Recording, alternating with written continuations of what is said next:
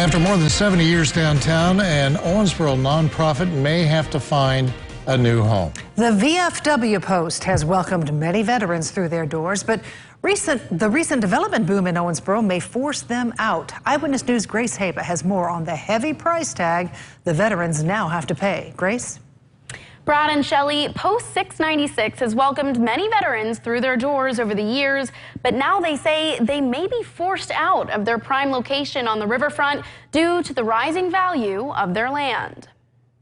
After 75 years in their location in downtown Owensboro, the VFW Post 696 may have to find a new home. The news comes after VFW officials say their city tax bill went from $8,000 to over $27,000. All the buildings that's been built down here, we've got the convention center, the two new hotels, the Bluegrass Museum, the condos going across the street.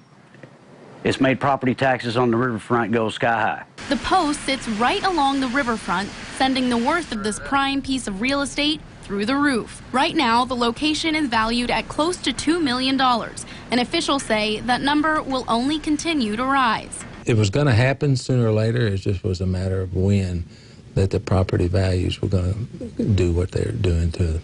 While the Post is considered a nonprofit, they're classified as a 501c19, which means they are exempt from federal taxes, but can still be taxed at the local level.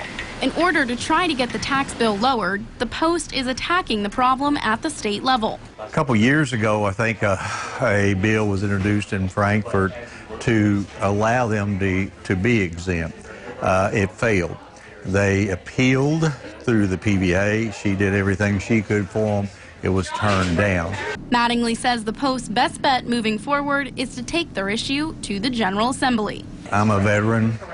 I've spent 3 years in the Army. I absolutely support what they're trying to do.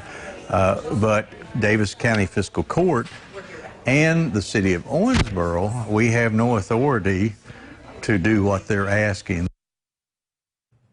Mayor Watson says he does believe the Posts around the state have a very good shot at getting this bill passed, but he also said the state could very well overturn it if they feel like it could open a Pandora's box of other organizations asking to also become tax exempt. We'll watch for developments. Thank you, Grace Haba.